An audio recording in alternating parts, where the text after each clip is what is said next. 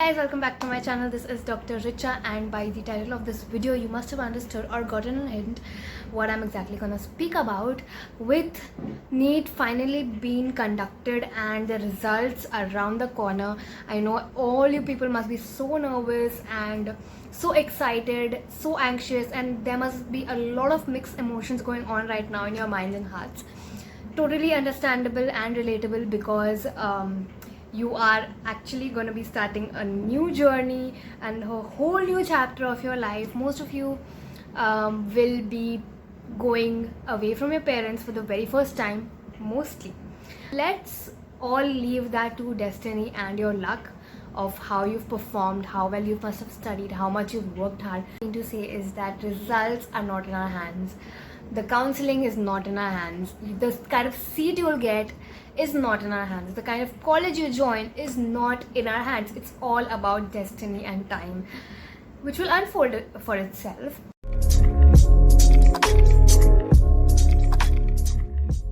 I am here with 5 basic common sense kind of tips for you when you get into your desirable/undesirable college. Point number 1, reference books. Now, as soon as we all get into a medical college, all sort of people start giving their gyan to us, like our seniors, our teachers, our professors, everyone are like, okay, this so and so book is good for anatomy, so and so book is good for physiology, and so on. But all I am here to tell you that do not discard what everyone is saying and do not accept what everyone is saying. If you think that this possible book could help you for your entire journey, then before buying it, run to the library that your medical college has. Read that book. Try reading it for like 1 week or so. See if you're getting a hang of it or no, and then buy it. Because I've made this mistake. I've like bought in like 5 books for anatomy and 2-3 books for physiology. Not needed, guys. You're wasting your money. Buy the books that you are going to end up reading. Buy the books that are understandable by you. Just because Grey's Anatomy is the shit for anatomy doesn't mean that you are going to end up buying Grey's, okay? So you have to understand your capability to finish the book. Are you going to refer it all the time? Yes or no? It's all up to you. It's all on you. So before buying any book, just run to the library. If you're inquisitive about any book, run to the library. Do not blindly listen to people and just buy books, because trust me on this, MBBS books are very, very, very costly. So before buying that book, you should always read about it. Read it for like 2, 3, 4, 7 days and then buy it, because that will be a wise decision.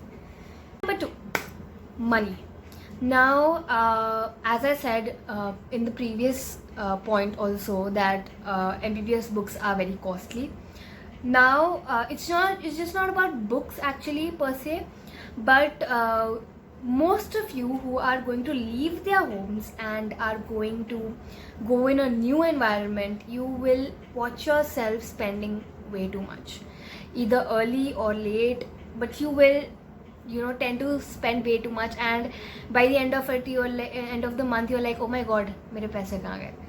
You do not have to have that question. So keep a record of the money that you're spending, where you're spending, and because that's important. I know that not everyone talks about money related stuff or stuff in general like that, but I'm here to tell you, because you do end up wasting a lot of money, especially when you're away from home.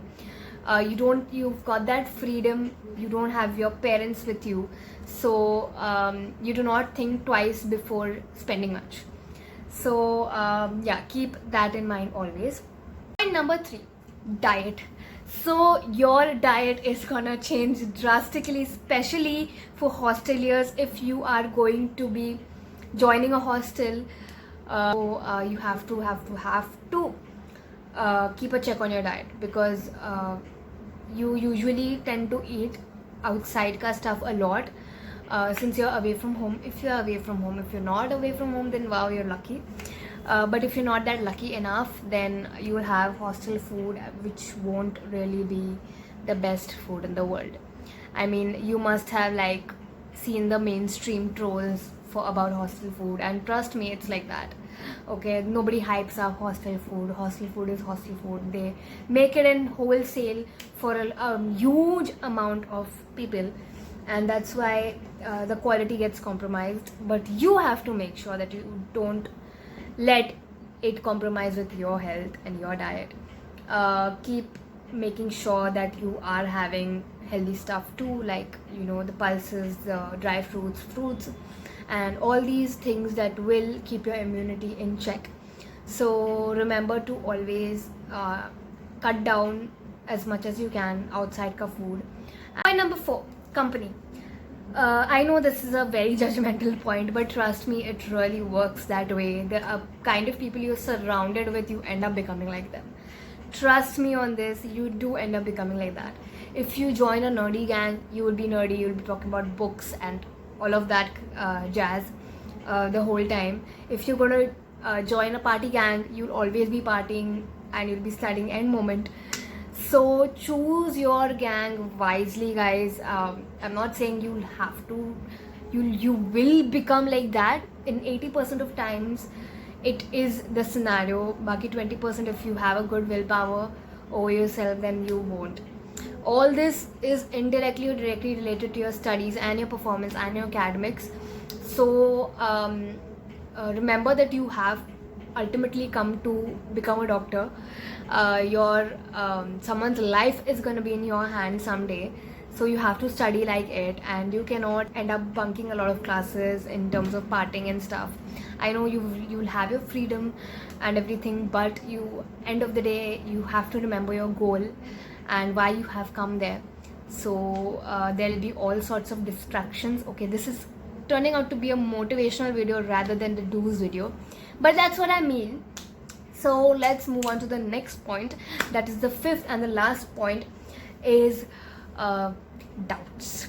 Now this might sound very cliche, but sometimes you are sitting in a lecture and you don't understand something and you do not go and ask. Guys, go and ask the professor. They have come for you, especially all the professors, all the teachers in the first year especially are very helpful. They are like a parent away from home, and they will support you like no other person will. So if you have any doubts, silly or smart or stupid or foolish, go and get them cleared.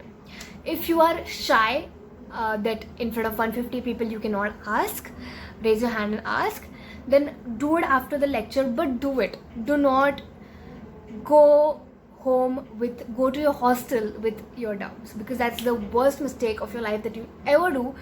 First year is the most basic year, and that decides your entire career, literally. If you miss out on basic steps, then your stairway won't be completed, obviously. So remember, no matter how stupid your doubt is, no matter how silly it might sound, go and ask them, because they are there to guide you, and they will guide you in the best way possible. So those were all my first 5 tips that I thought would be necessary to share it with you all. If you found my points sensible, then please like this video. If you have some queries or doubts, leave it in the comment section below. Like, share, subscribe to my channel and hit the bell icon so that you know whenever I'm making a video, because a lot of such videos are going to be uploaded very soon on my channel. So take care, stay fit, and all the best for results and counseling. Bye.